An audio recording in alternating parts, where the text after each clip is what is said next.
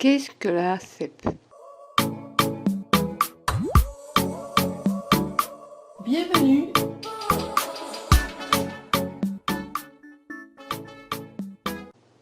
La CEP signifie sclérose en plaques. Il s'agit de plaques, des hypersignaux que l'on peut voir à l'IRM. L'IRM étant l'examen vraiment qu'on utilise pour diagnostiquer la sclérose en plaques. Dans les cas difficiles, on peut également se servir des résultats de la ponction lobaire. Bien sûr, d'un examen clinique et d'une discussion avec la personne. C'est le neurologue qui va poser des questions à la personne qui vient le voir. Et notamment, c'est le généraliste souvent qui fait une lettre en ce sens au neurologue lorsqu'il suspecte, lorsqu'il a reconnu l'existence de troubles neurologiques et qui veut avoir l'avis d'un spécialiste. Alors, la sclérose en plaques signifie donc sclérose parce que ce sont des plaques, comme je vous disais, des hypersignaux que l'on visualise sur cet examen d'IRM, imagerie par résonance magnétique, et qui signifient la destruction de la myéline au niveau des fibres nerveuses, la myéline étant la gaine protectrice des fibres nerveuses. Et lorsque l'on a une plaque ou un hypersignal qui est sclérosé, c'est pour ça qu'on appelle ça des scléroses en plaques, et bien ça signifie que l'influx nerveux ne passe plus bien au niveau de cette lésion, parce que la myéline a été détruite, et dans le cas de la sclérose en plaques, cette myéline qui est détruite, c'est par notre propre système immunitaire que ça a lieu. Voilà, en bref, on dit simplement ce qu'est la sclérose en plaques et l'origine de ce nom, parce que souvent la sclérose en plaques, on se demande que ça veut dire quoi. Des fois, certains disent la sclérose en plâtre, enfin bref, voilà.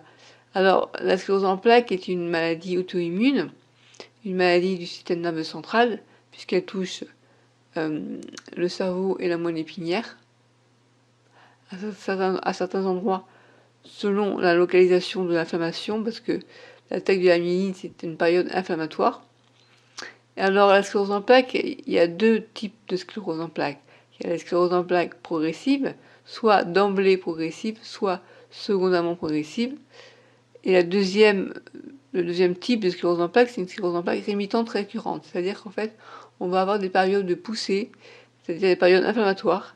Et au bout d'un certain temps, pour un certain nombre de personnes, il n'y a rien non plus de systématique ni d'automatique, eh bien on peut passer dans ce qu'on appelle une phase secondairement progressive. Il y a des personnes qui sont d'emblée progressives, c'est-à-dire qu'ils ne connaissent pas la sclérose en plaques rémitante par poussée.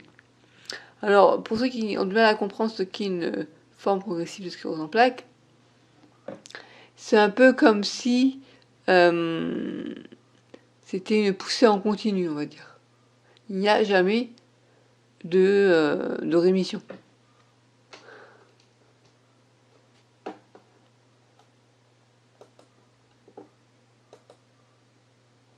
Du fait que vous devez vous occuper de personnes.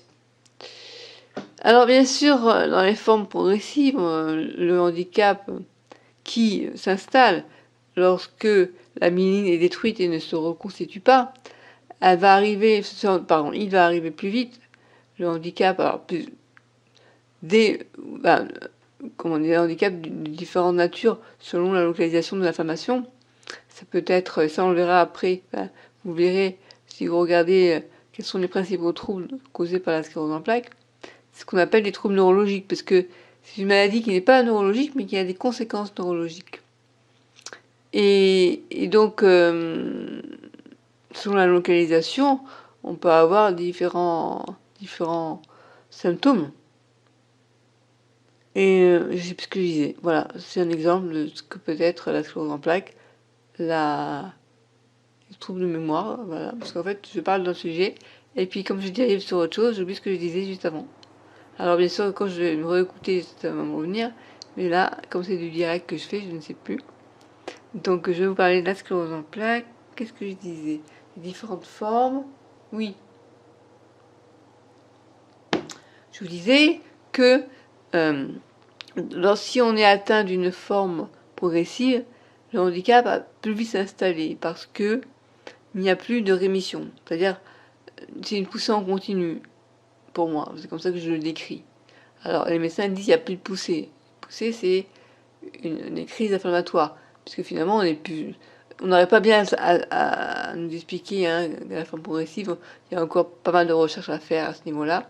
On maîtrise bien, enfin, quand je dis on, la médecine, enfin, les recherches ont donné des bons résultats pour la forme rémitante. On arrive à trouver des moyens de réduire la fréquence des poussées. Mais pour la phase progressive, on n'a pas encore bien cerné le pourquoi du comment, on va dire. Donc quand on a une forme progressive, eh bien c'est une forme ni plus ni moins, enfin comment dire, on peut parler d'une maladie dégénérative, alors qui va plus ou moins vite hein, selon les personnes. Enfin, il n'y a pas une seule cèpe pareille, identique à une autre. Moi, on m'avait dit que j'avais une sclérose en plaques bénigne parce que 20 ans avec une sclérose en plaques sans traitement, j'étais encore debout. Sauf que quand on m'a diagnostiqué la maladie, j'étais passée en phase progressive. Et maintenant, j'ai eu du mal à marcher. Voilà. Donc, bon, il faut rester très humble, je crois, devant cette maladie. C'est une maladie assez sournoise. Et bon, là, sur le blog, on aura l'occasion d'en apprendre plus. Voilà, en résumé, ce qu'est la sclérose en plaques, la CEP. N'hésitez pas à me laisser des commentaires. Si vous avez des questions aussi, vous pouvez m'en laisser en bas de cet article et de cette vidéo.